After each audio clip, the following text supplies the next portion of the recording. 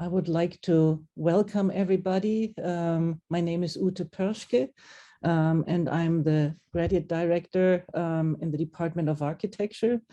It's good to see so many faces. I hope there will be more. As I said, we had about almost 100 registrants, and I hope that more will join.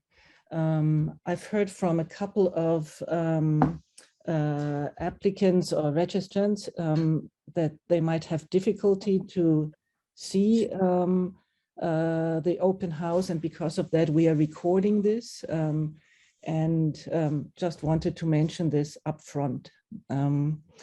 We have a couple of my colleagues and also first students coming in here that joined that session, and I would like first to have that faculty to introduce themselves. Maybe I would start with the most important person in this session, which is Nina, and she is in my screen at the top left. I think that many of you have communicated already with her.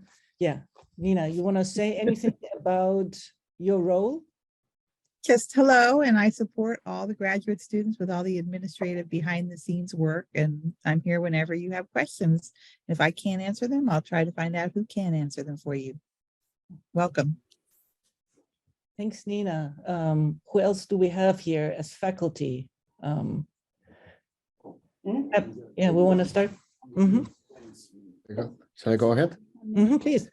Hi, welcome everyone. My name is Pepa Viles. I'm assistant professor here at Penn State at the Stockman School of Architecture.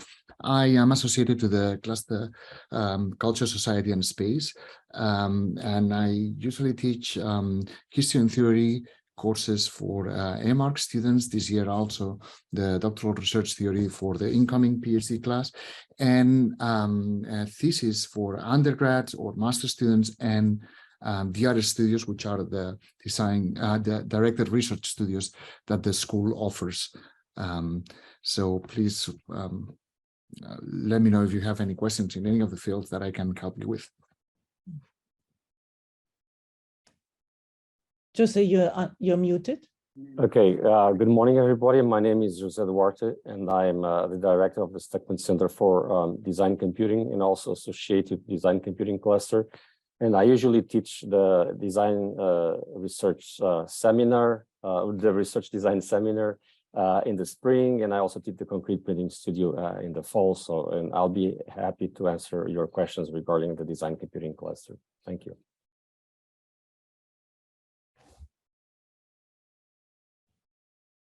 Should I go? Please. Hello, everyone. Welcome to the open house. My name is Benai Gursoy. I am an assistant professor in architecture, and I am affiliated mainly with design computing cluster, but also with material matters research cluster. And I direct a research lab called Format Lab, which is located within Stockman Center for Design Computing. I have taught various studios from first year, second year, to fourth, fifth, and MArch design research studios. And this semester, we're teaching one together with Ali Gazbinian, one of our PhD students. I see him in these little windows. And together with Felicia Davis, another faculty member in the design computing cluster, and another PhD student, Farzana Oghazian, a design research studio called MyConnect. And welcome again. Thank you. We also have Andy Cole here. Hi, good morning. I guess I'm the unicorn here because I'm not in architecture. I'm a professor of landscape architecture and director of E+D Ecology plus Design. I'm mostly involved with landscape architecture students, but I'm always happy to talk ecological aspects of design with anybody in the school. So feel free to always get in touch with me if you have that need. Thank you, Andy. And I'm seeing Rahman here. Hello, everyone. Sorry for joining late. My name is Rahman Azari. I'm an associate professor of architecture, and I also run the Resource and Energy Efficiency RE2 lab at Penn State Department of Architecture. and happy to be here and welcome to this open house. Thank you. Thank you, Rahman. And there's also a few students here. You want to quickly say hi? Ali? Hi, everyone. Welcome. Good morning, good afternoon, good evening, wherever in the world you are. And we will be here with you. You always can ask your questions from Nina, but there are some questions that you don't want to ask Nina or any of the faculty members. We are here for those questions. Farzad. Same here. Hello, everyone, and welcome to the open house. Yes, please let us know if you have any question later. You can reach out to us. Then I'm also seeing Tuen Lee. She's an MArch student. Want to show your face, Tuen? Maybe not, maybe later. Hi, sorry, my camera can't open yet. Yeah. Okay, so Tuen is an MArch student, and there will be more students coming in during the next 2 hours.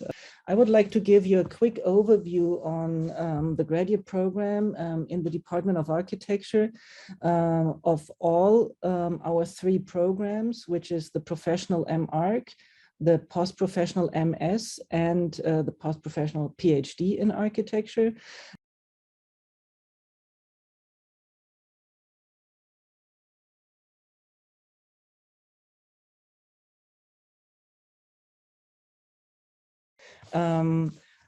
I don't want to forget to welcome you also on behalf of our department head, Dan Willis. He couldn't make it today, but he also wants to send his greetings. So plan is in the first 45 minutes or so that I give you an overview on our research, on our graduate program. And then afterwards, we will have 2 breakout sessions. One is the MArch that I am moderating, and one is about the post-professional degrees, the MS and the PhD. And you see here that there's a list of our other professors who have introduced themselves just a minute ago.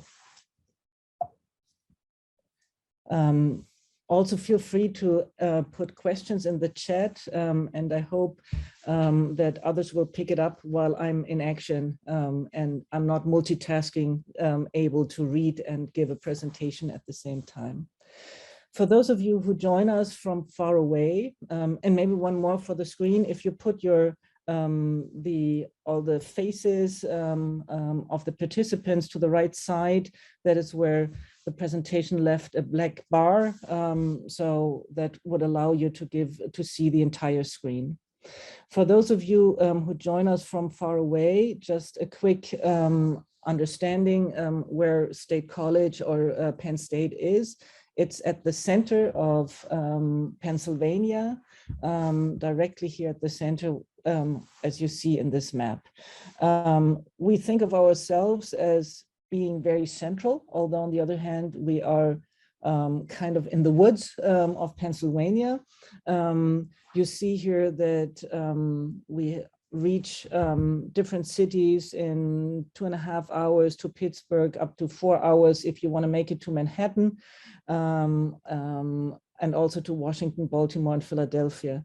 But I'm thinking that we have this this duality of local and global, because we have many international faculty, we have many international students, and what we do is that we travel very often outside of State College, of our location, around the world, give presentations, do research around the world, and then we come back to our nest here, our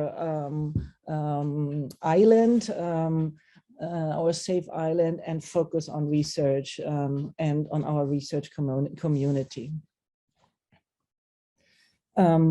We have a wonderful campus. What you see here in this photo at the lower right, this is here where downtown starts.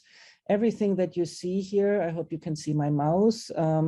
Everything you can see here is campus buildings, Penn State buildings. And you see here that the campus is organized in a few axes that are connected to downtown. There's one axis where the president works here. Hope you can see my mouse. Then there's another axis left to it where at the end is the main library. A very important library. It's in the top 10 of the US, so very strong library. Another axis here is the student center, the student hub, and then there's one green axis that leads to this yellow circle, which is where our building, the Stuckman family building is.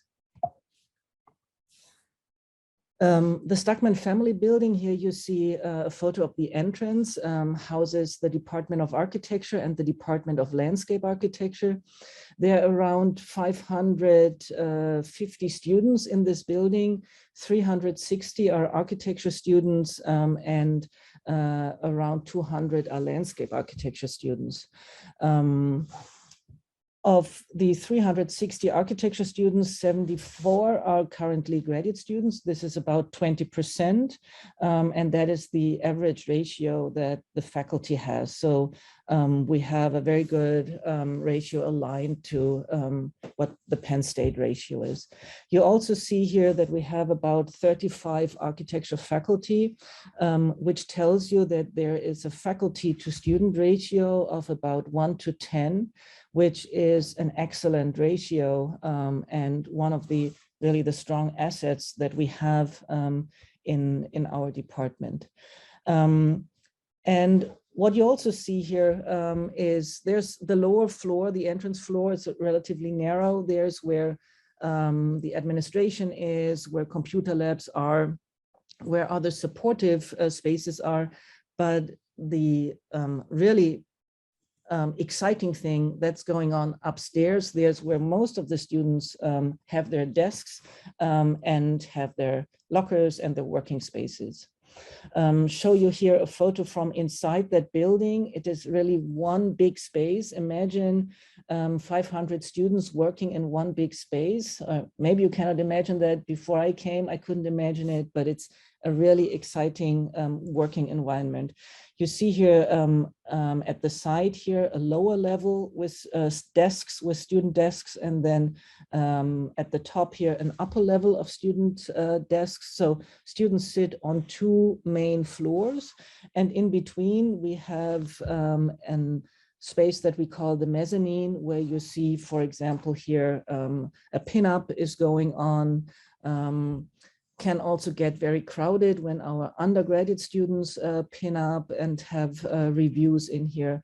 And you see here again in the back the open desks, and that is the exciting thing, that you can always see what do the other students do. So learning from each other is a main principle of our two departments, but also it's manifested in the building.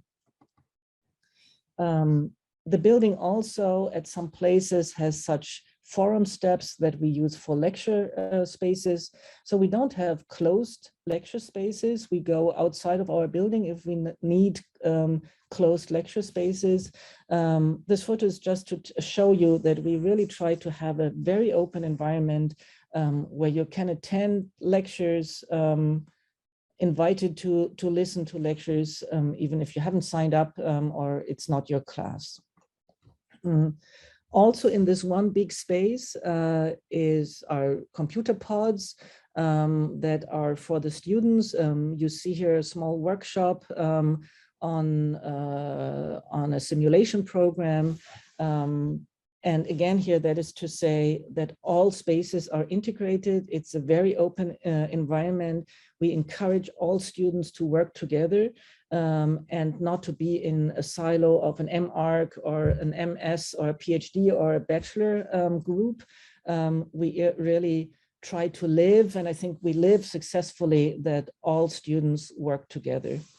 There's also a YouTube video that can give you an impression of all the spaces we have in the building. I will put this later in the chat.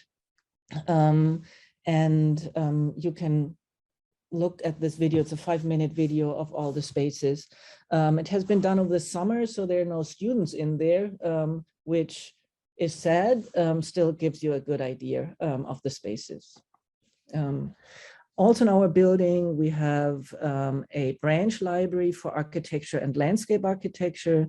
One of my favorite spaces because you can see out in the woods and you have a quiet space to focus on your own work. As I said, Penn State has a top-ranked library, one of the top 10 in the nation. In addition, we have plenty of shops in the basement, in other smaller rooms throughout the building, and all the workshops that you see here are all in our building. So a wood shop, a large wood shop in the basement with a courtyard outside, a digital fabrication lab with plenty of 3D printers, a metal workshop, a robot that we use for many different things, a CNC machine, and throughout the building, located throughout the building are plotters and laser cutters for students for immediate use. Now I want to shift to our 3 programs. I got, and Nina also, we got some questions about to which program some want to apply. They are not really sure yet. And I would like to try to explain the differences between these 3 programs and what qualifications you need for these 3 programs. So aside from a 5-year undergrad degree, a large undergraduate degree, a 5-year B.Arch, we have the 3 graduate programs.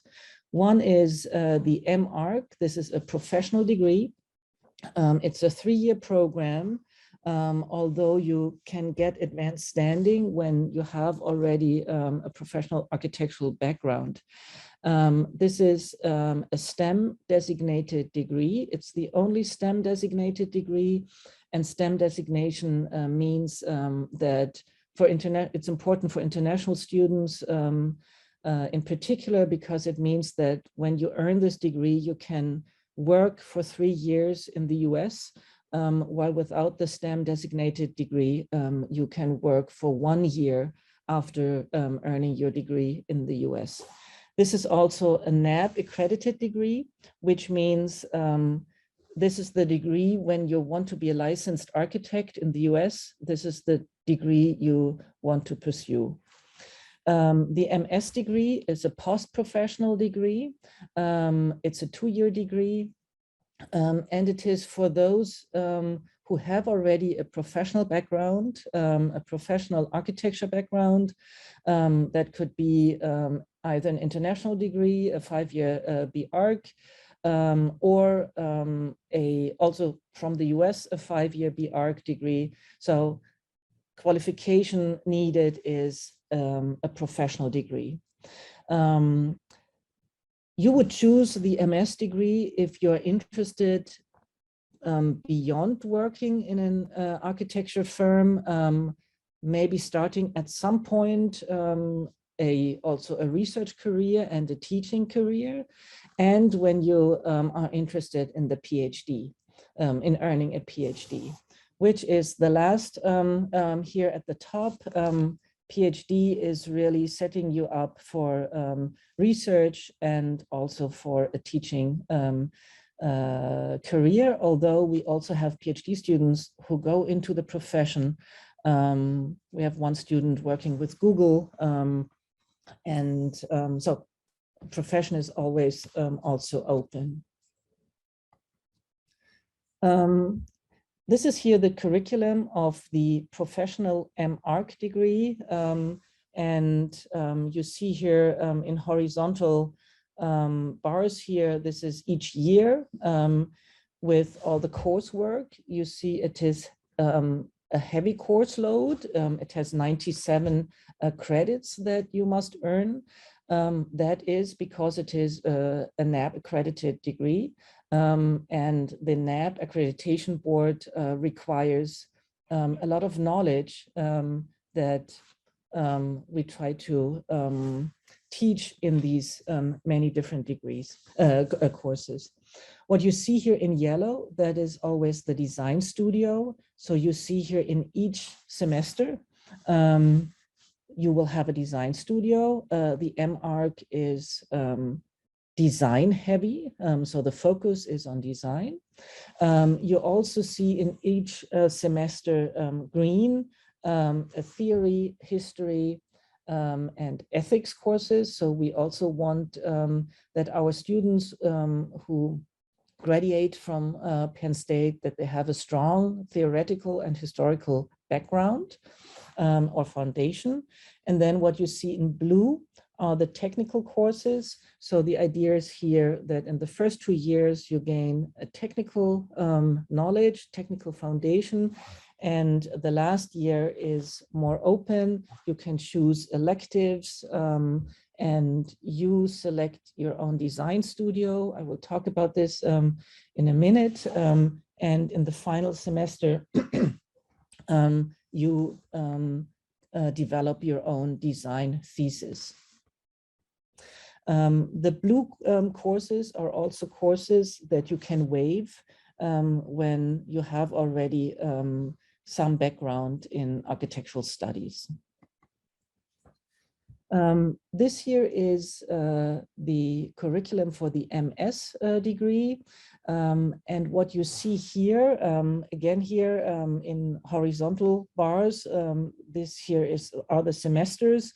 So the fall semester, spring semester of the first year, and then at the bottom here, the second year, fall and spring semester.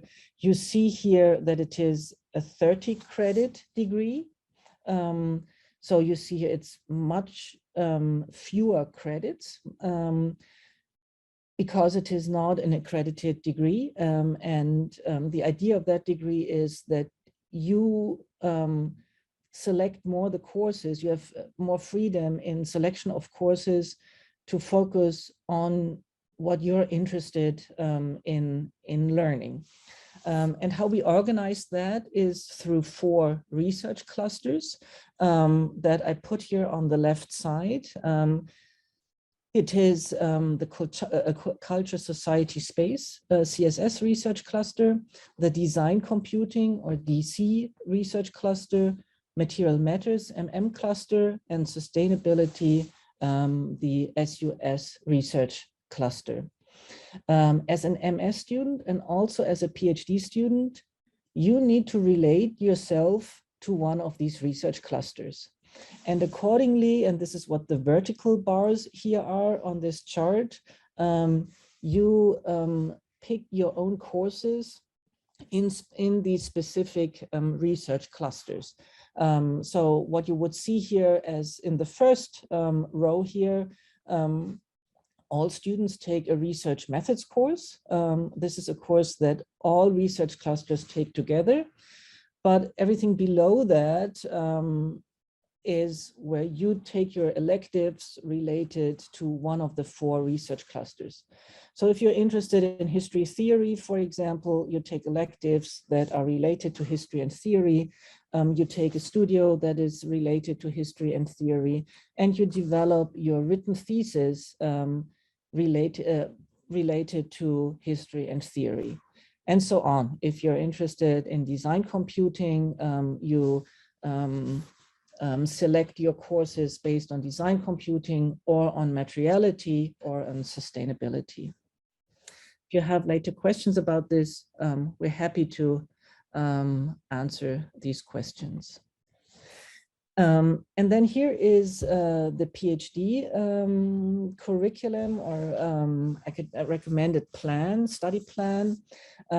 You see here there's no credit load mentioned because the focus of the PhD is not earning enough credits. It is really content-based, very specific to a PhD student. There is, in fact, only 2 courses that a PhD student is required to take.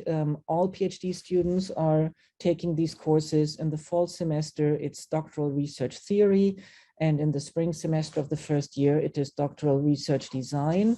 So in this first semester, you get the foundations of your research topic, collect a literature review, and then in the second semester, you develop your research proposal. And from there on, you work with your advisor within your research cluster on your dissertation. So again, here in summary, what's the difference between the MArch on the one hand and the MS and the PhD on the other hand? This is here another slide for the MArch. It focuses on architectural design and on the complexity of architectural design.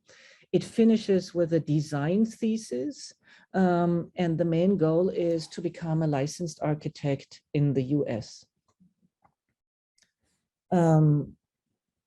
On the other side, the MS and the PhD degree, they focus on architectural research, on what is research, what's a research question, what are research methodologies.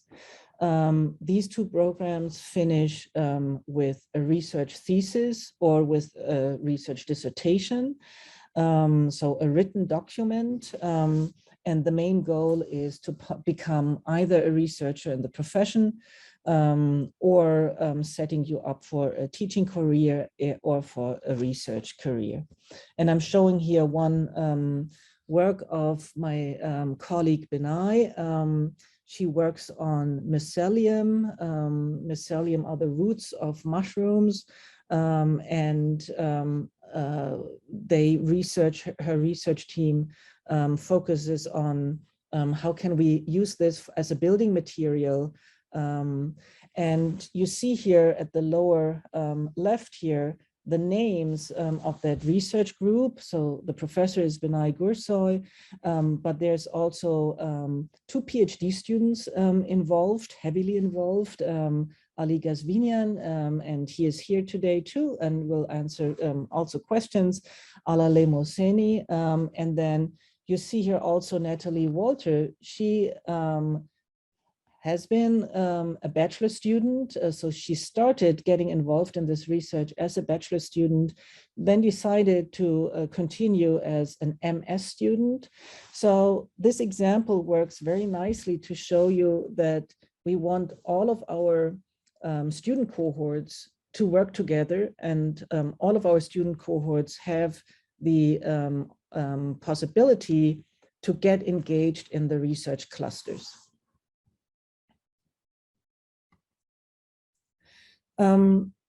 I put this slide in here just to make you aware that we have a website. So when you want to read this information again, you can go to this website, which gives you direct links to where to find information about the MArch, about the MS, and about the PhD.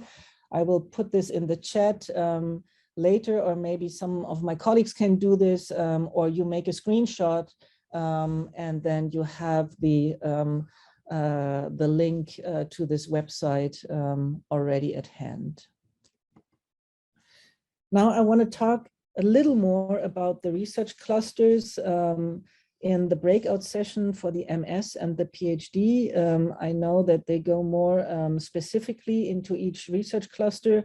And for those who want to apply for the MS and the PhD program, that might give you, the breakout session might give you more in-depth information. However, I wanted to include this here because also the MArch students at some point, they can do this in the first year of their studies if they want, but at some point they will relate to the research clusters. So all the three programs are connected through the research clusters, but also through what we call the directed research studios. And I show you what this means. Here's an overview of all of our faculty, and all of our faculty are also related to the research clusters, although we also have Many of our faculty are in 2 research clusters or maybe 3. So there's also happening a lot of interaction between these research clusters. It's not that we think of these in silos. In fact, the opposite. As soon as there's a research relationship between these clusters, it gets really interesting. The work gets really interesting. I show you here MS and PhD students, because when you apply to the MS and the PhD, you also must select one of the research clusters. And we have here the students, MS and PhD students of the MM cluster, of the sustainability cluster, and then in the next slide, the culture, society, space or history theory cluster. Here are the design computing students, MS and PhD students. And then on the right here, you see students that have a focus on landscape architecture. In our PhD, we have a special track. You can earn a PhD in architecture with a focus in landscape architecture. And you see here that we have a good group of students who select that track. And Andy Cole, our colleague from landscape architecture, is here to answer questions if you want to go into that route. So as I said, one thing that combines all programs is the directed research studios. And I give you here an overview of the different research clusters and the directed research studios that are offered, have been offered through the last 3 years, I think. This semester alone, we have 7 different directed research studios. So this gives you an idea that as a student, when you select a directed research studio, you really have a variety of studios to select from. Maybe I forgot to mention that MS students also are required to take 1 studio. So also MS students need to select a directed research studio. PhD students can do that too, but that is really very specific to your own path of study. I just want to point out here quickly the studios that are offered this fall for the CSS cluster. You see here, my colleague Yasmin offers a Paris studio. My colleague Darla Lindberg offers a studio on recession. And we have one more here at the middle of the lower row here. My colleague Pep Aviles offers a studio on, we call it Anthracite Futures, and it is about the land of former coal mines. So a very important topic in Pennsylvania. These are the research studios in the design computing cluster. In the lower row, there are the 2, let me see here. Now on the lower, the Myconet is one studio that is offered in the fall, this fall semester. It deals with the mycelium on the one hand. I talked about this already, and how to combine this with textile structures in architecture and specifically in knitted structures. So this is one, and here's a second one at the top left, the concrete printing studio that is going on for a couple of years now. I will talk about this maybe later. The research studios for MM are also here, the Myconet and also the concrete printing studio, which I think is not on the slide. I need to add this at some point. The research studios for sustainability, we offer 2 this semester. One by my colleague Rahman Azari, the high performance studio, and then by my colleague Corey Griffin, his sustainability studio focuses on housing and resilient sustainable housing. I showed you all the MS and PhD students, but I also want to show you our MArch students. We have one cohort per year, and you see here all current MArch students. Later in the breakout session, we have the first year MArch students joining us. The other two are very busy. The other two cohorts are very busy today. A bit more about the faculty research. So all students, no matter for which program you apply, can seek research relationships with faculty in all 4 research clusters. In the CSS research cluster, my colleagues Pep and Laya, as I said, in the directed research studio, where they look into coal mining areas, they also do research on it. On the right-hand side, you see an exhibit that they organized, put together on these coal mining landscapes.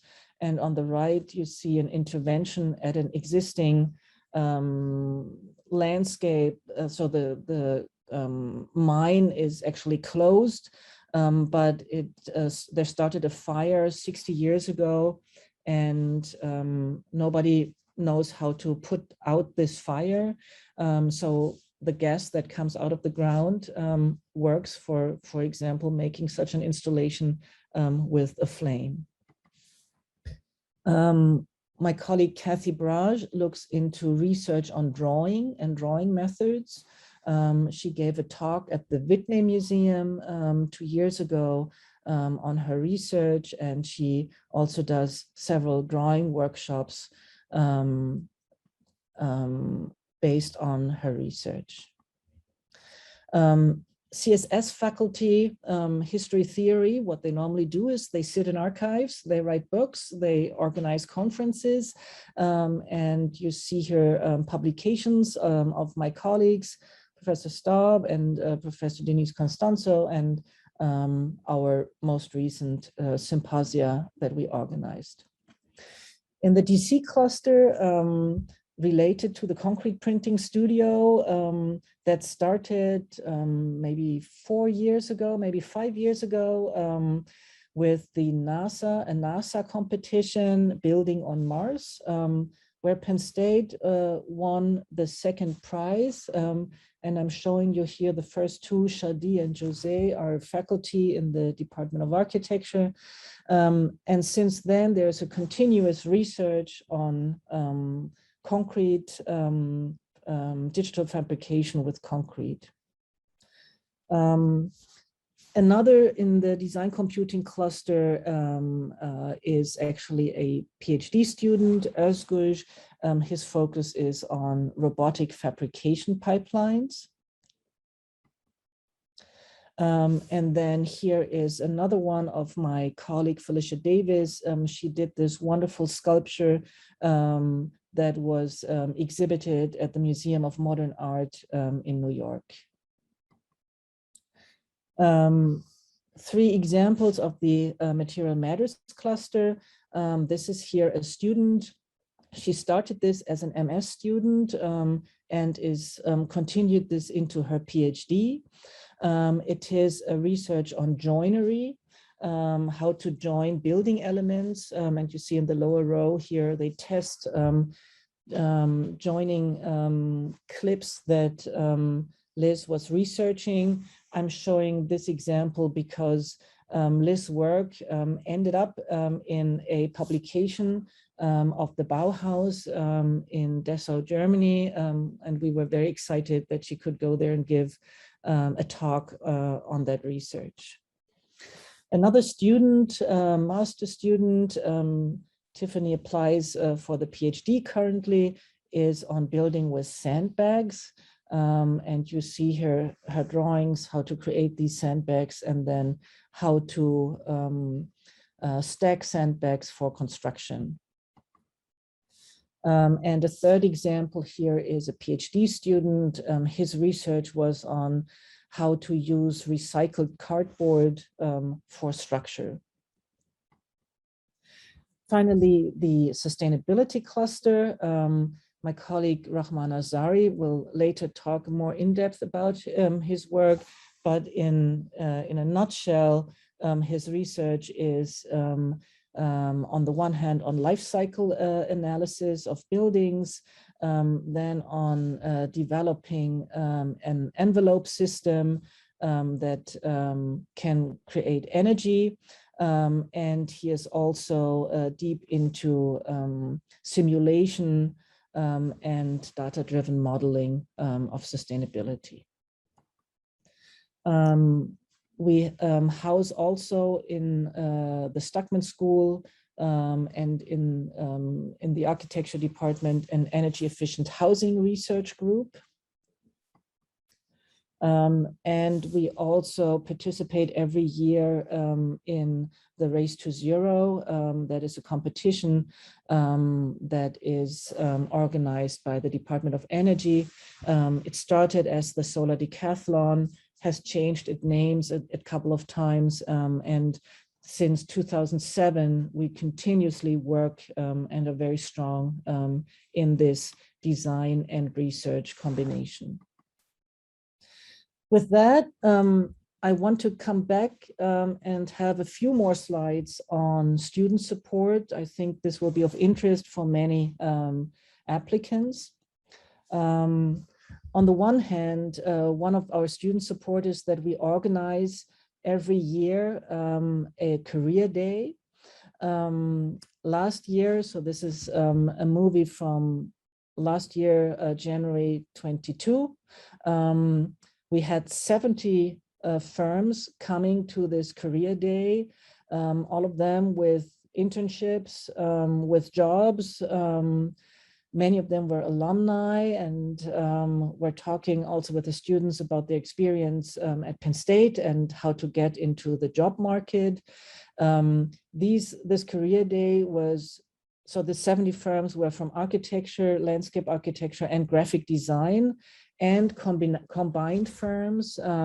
So if you search for other firms outside of architecture, for example, in graphic design or landscape architecture, that is also a venue to look at.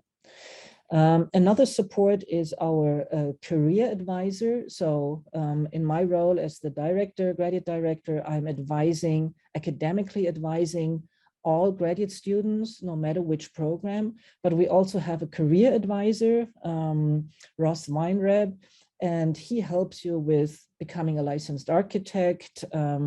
He organizes talks with NCARB and helps you with setting up your own website to count your hours to become a licensed architect. We also have several student clubs. So where students self-organize, we have the AIAS as the standard. All departments should have that. We have the NOMERS, National Organization for Minority Architecture Students, also very engaged student club. SEED is an internal club, stands for Students for Environmentally Engaged Design. We have the Digital Beehive, that is a student club that helps other students with digital questions. They organize Rhino workshops, rendering workshops, and so on. GRID is our PhD student club.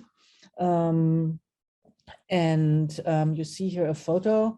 Maybe I should get a bit more an updated photo because two of these students actually graduated last year. And then we have the Digits, a student club mainly in the undergrad, and they look at digital fabrication.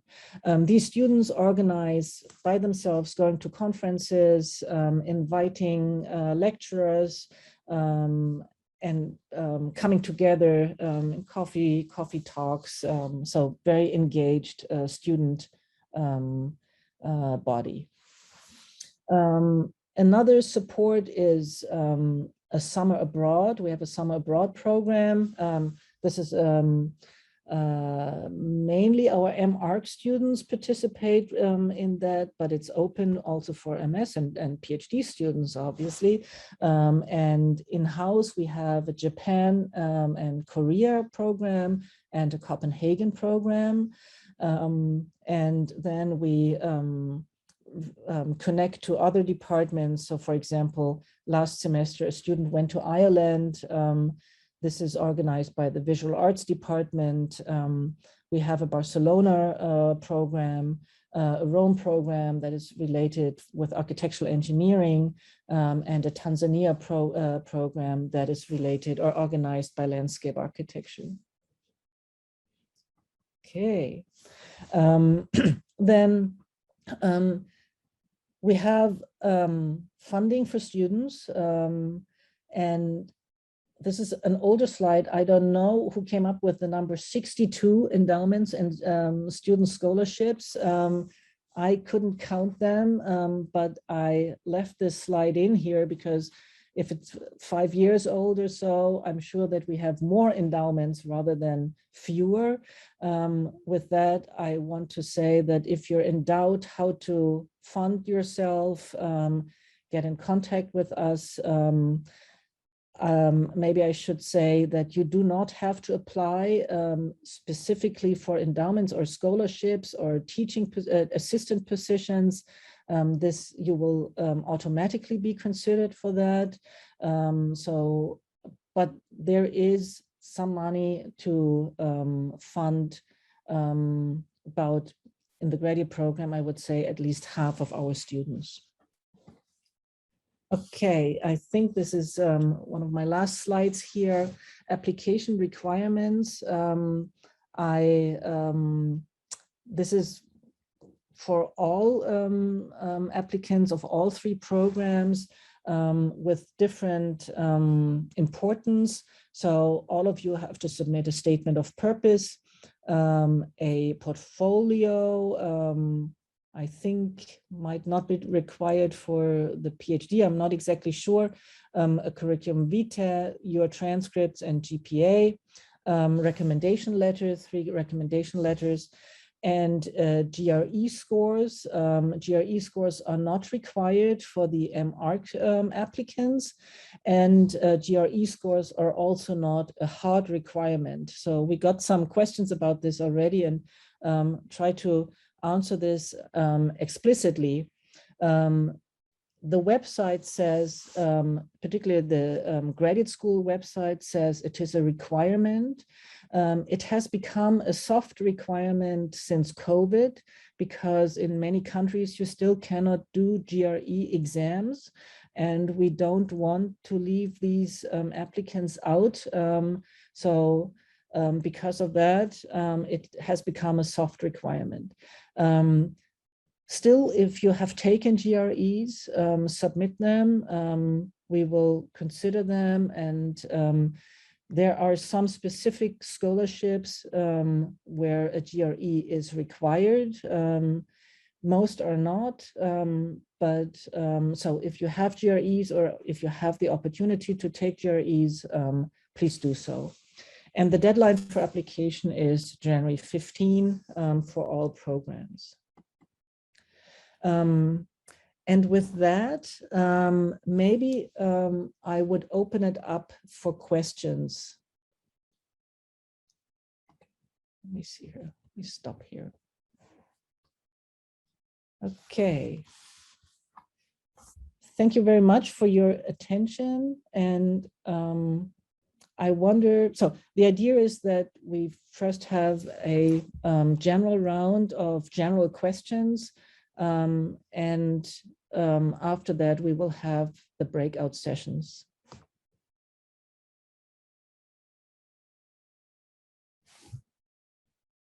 think there are some questions in chat. Okay. 2 questions.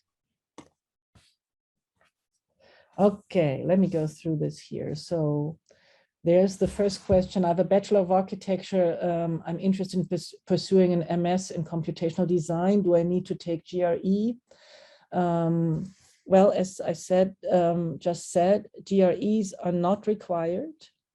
We will consider all applications without GRE scores. There is mainly one, the University Graduate Fellowship, that requires GRE scores, but we also have other fellowships. So if you also look for support, you don't have to take the GRE score exam, but if you have an opportunity, you're encouraged to do that. Next question, I have a Bachelor of Science in Architecture and also an MA in Architectural Studies of Iran. I want to apply for second graduate in MS in Architecture, and my question is it important which field of study we have studied for first master? I should mention that I took part in some workshops. Okay, it is not important what your previous master was about. You should enroll in the master in the cluster that you're interested in. We are here an institution where we want to have everybody have joy in learning, and there's only this one life for you to live. Pick the one topic that you're interested in working. Okay, Ali made a good comment. GRID is not only about PhD students, but about all graduate students. Thank you for clarifying that, Ali. I noticed that the MS architecture does not mention the need for recommendation letters. I can check this later, but 3 recommendation letters are required for all graduate programs. I would recommend to you that you go to the application website, Penn State's application website, and start your application. You can just save it and come back to it 20 times or as often as you want. And then when you find it is ready, then you can submit it. And there it gives you some specific steps. So the 3 recommendation letters are definitely mentioned there. You put the email addresses in of your recommenders, and they will be notified automatically. It also asks you to select a research cluster. So just starting that application will give you additional insights. Okay. Is the PhD program a STEM program? No, it is not. Penn State makes it very complicated to have our architecture program designated for STEM, and so far we have not been successful. How many students does the PhD program expect to admit this year? Each year we admit between 4 and 6 PhD students. Does the MArch program has the same graduate assistantship opportunities as the MS program? Yes, it does. We have many MArch students who have teaching assistantships in the undergraduate program and also research assistantships working with our centers, the Hamer Center or the Center for Design Computing, working with faculty on their research. So yes, assistantships are open for all MS and MArch. When do we get admission results? So we normally try to get offer letters out before our spring break, which is the spring break is the 2nd week of March. So we try to send all offer letters by the first week of March. That is very condensed. We evaluate all the applications. That takes a lot of time, but we still try to target that date. Can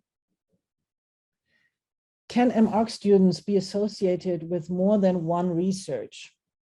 I assume you mean here the research cluster. So MArch students do not have to relate or associate themselves to a research cluster. Only the MS and the PhD students have to associate themselves to a research cluster.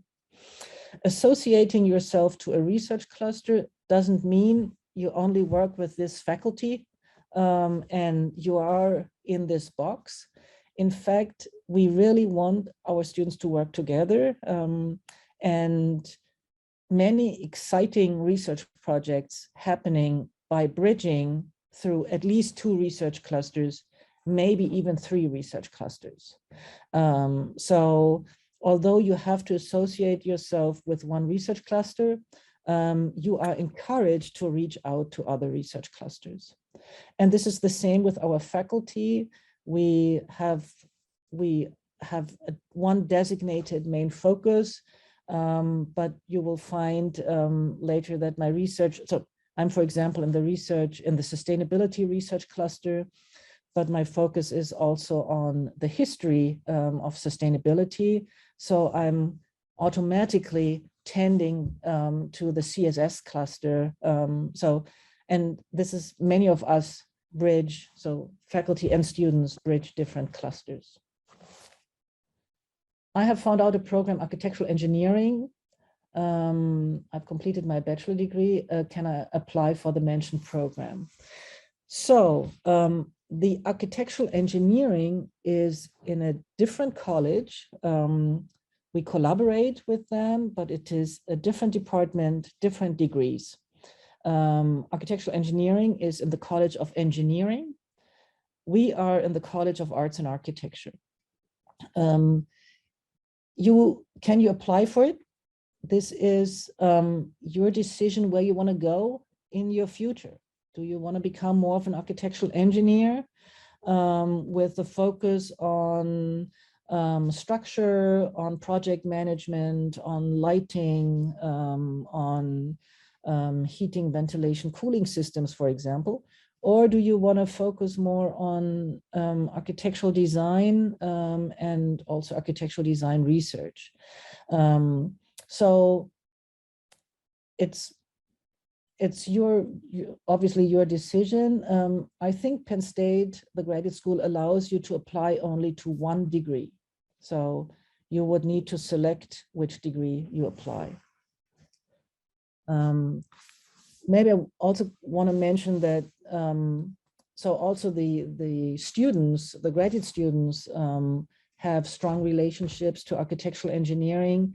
I was just attending a presentation of an architectural engineering PhD student where I was wondering, oh, she should be in architecture and not in architectural engineering. So there's a fluent, when it comes to specific topics, there's also a fluent connection.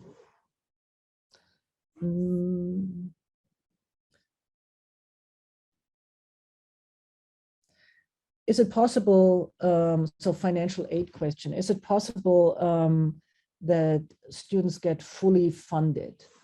Yes, this is possible. This is possible in all 3 programs, in the MArch, in the MS, and in the PhD.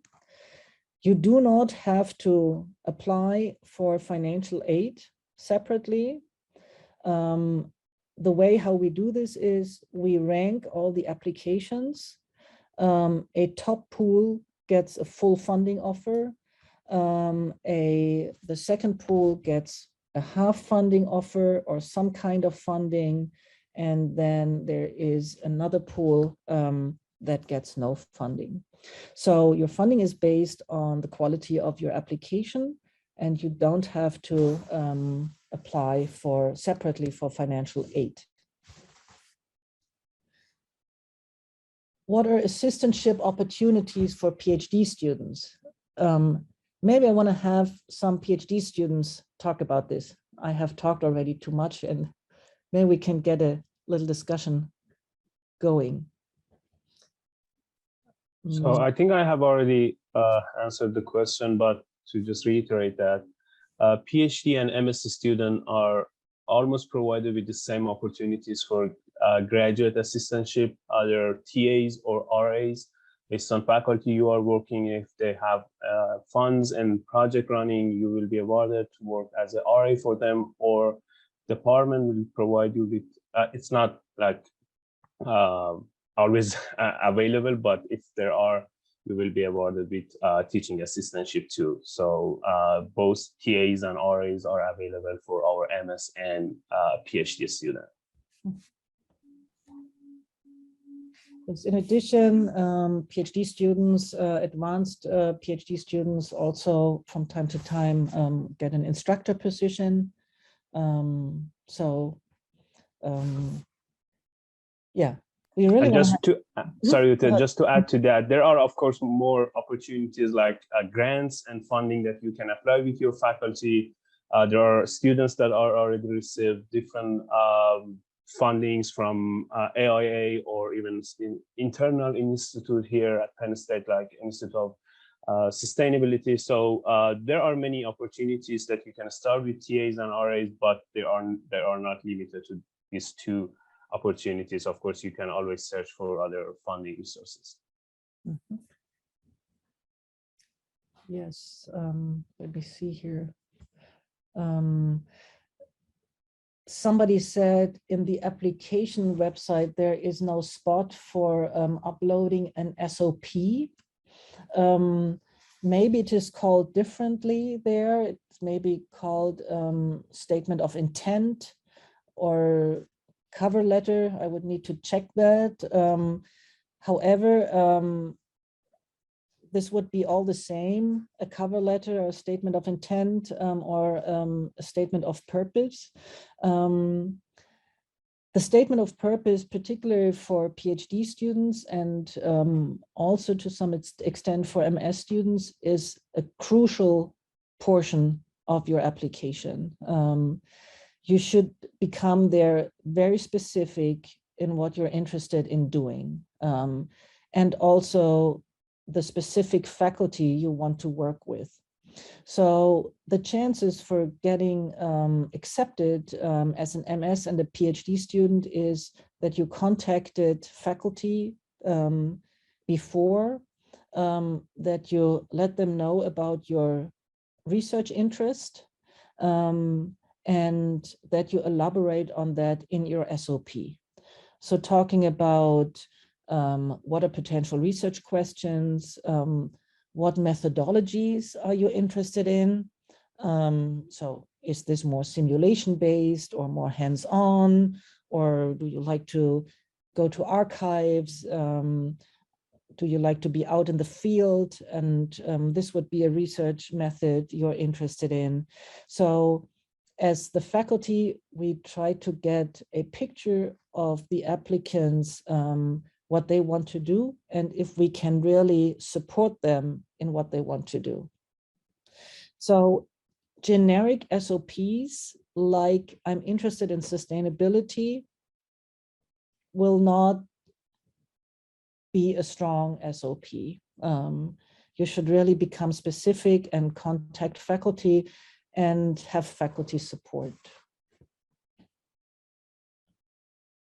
Okay.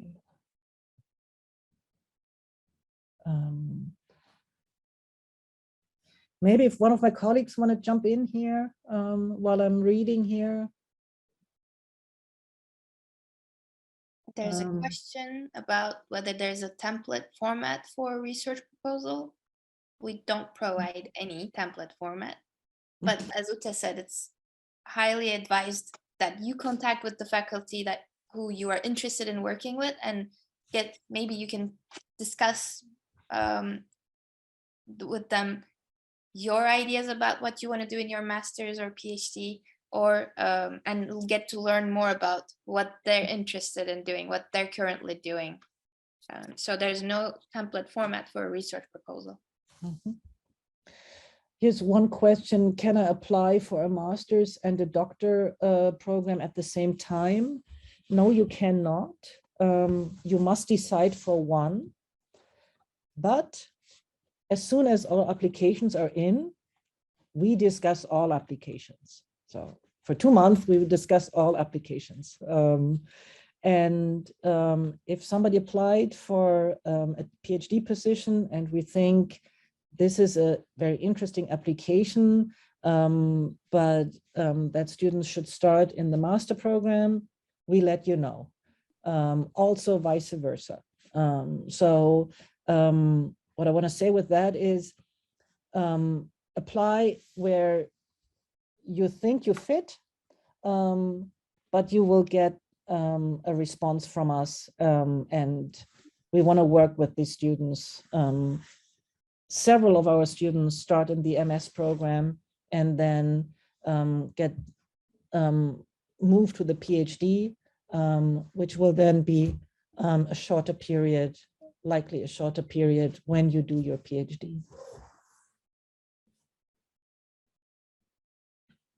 Is it possible to send our SOP to related faculty and thus improve the SOP? What do my colleagues think about this? It depends on the faculty, I'd say. I think yes, and it's some, but don't forget that the admissions process is a very busy time. Like we review all the applicants, all the SOPs, but it never hurts to get in touch with the faculty and ask if they'd like to review your SOPs. I think it's a good, again, it depends on the faculty, but it's perfectly possible.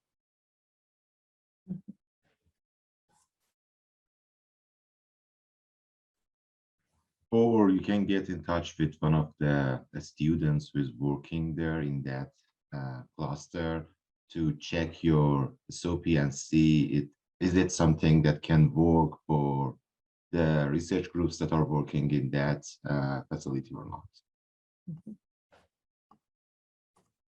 Yes. I don't want to open it to everybody, but as for the MArch students, if you want to submit your statement of purpose to me, you're invited to do this.